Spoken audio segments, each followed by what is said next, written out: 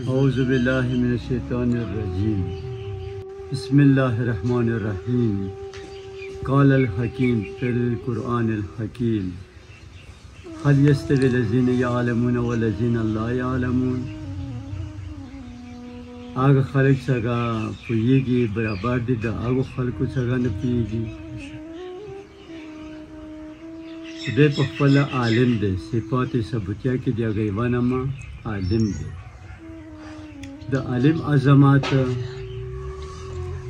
که چیرې قابل ادراک وی نو د خدای صفات لکه څنګه قابل ادراک نه دي اندسې علم هم دوره با فضیلت یو صلاحیت دی څه خدای په خپل عالم دی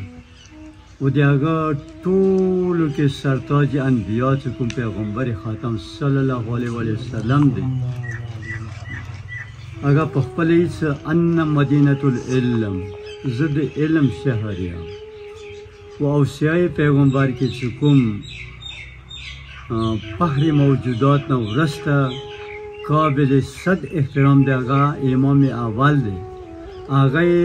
هغه متعلق دا پیغمبر ان مدینة العلم و علی بابها دغه حوالې سره چې خدای عالم وي پیغمبر عالم وي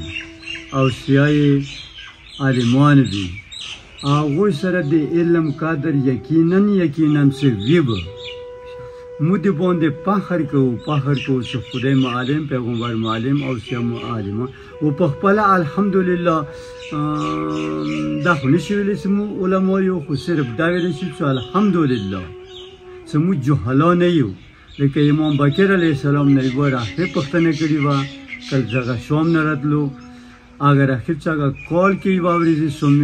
رواتو بیا به خلکو ورته ورتلل هغوی ته د تېر شوي راتلونکي د خیالات ښیل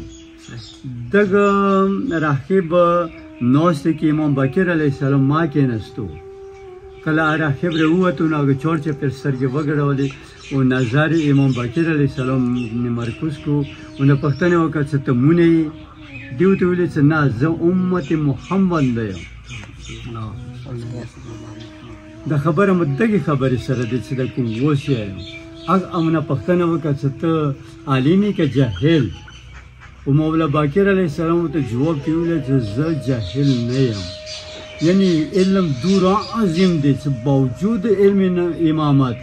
بیا هم هغه د علم احترام کوي چې خدای عالم دی او پیغمبر او په خپل صرف دا ویلی چې زه جاهل نه یم الحمدلله زه جاهل نه یم د جاهل نه مو اشاره هغو خلکو ته دی چې هغوی ته په حیثیت پلار استادان د هغوی بچیو ته درس ورکوي جهل نه روباسي ځنګلونه یې روباسي وحشت نه روباسي درندګۍ نه روباسي انسانیت درس ورکوي دعوت ورکوي و هغه ظالمین لګیا شي هغه استاد هغه روحاني پلار دی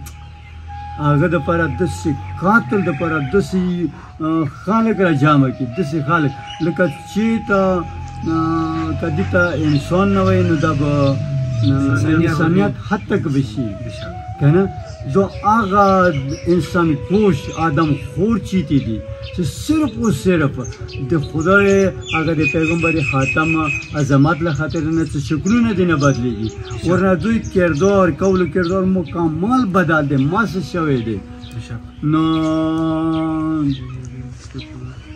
داسې بیایي چې عظیمه پروردګاره داسې ظالمین چې هغه دین اسلام دپاره باعث حد تک جوړ شوي دي غیر مسلم هغه د علم دوره احترام کوي دوره قدر کوي السلام علیکم السلام علیکم ټول عزتمن ورونو ته محسن نجیب طرف نه سلام دی قدرمن ورونو زه نن ناست یم د مهدي حسین والد صاحب سره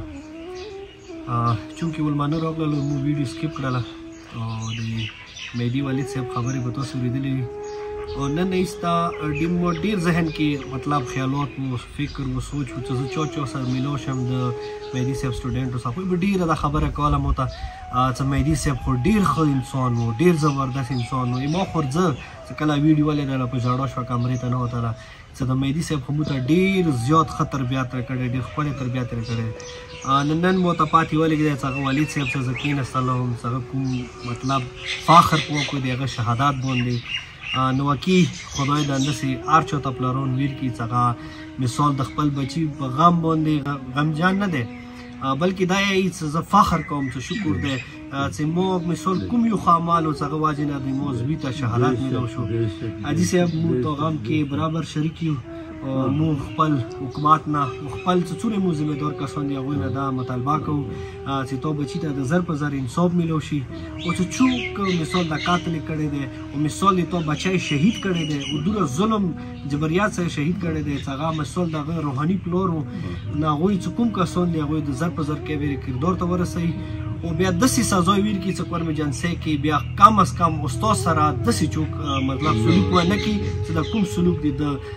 مهدي صاحب سره وشولو د مو نور استادانو سره وشولو. نو بس اخري کې به رب ته سوال وکړو چې ربه دوی ته د صبر جمیل عطا کړي، هغه رمخه خدای مونې رحم وکړي. السورة المبارکة الفاتحه خدای مهدي صاحب باندې او نور هم څومره استادان دي شهیدای قوم دي او ټولو باندې رحم و کرم نظر. بسم الله.